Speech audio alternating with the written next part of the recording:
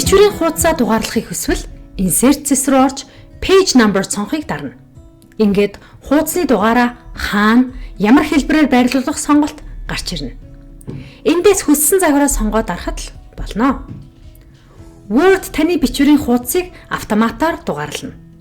Хэрэв та нүүр хуудасаа дугаарлахыг хүсэхгүй гэвэл дараагийн 2 алхмыг хийгээрэй. Header footer оруулах цэсэнд page number гэсэн цонх гарч ирнэ.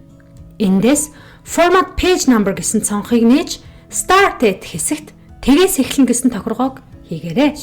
Мөн энэ цэснийхээ different first page гэснийг чагтлах хэрэгтэй. Тэгээд энэ командаа хаагаарай. Хэрэг хуудасны дугаараа арилгахыг хүсвэл insert зэс рүүгээ page number цонх руу ороод доор нь байх remove гэсэн сонголтыг дарна. Ингэхэд таны оруулсан дугаарлалт арилгах болно.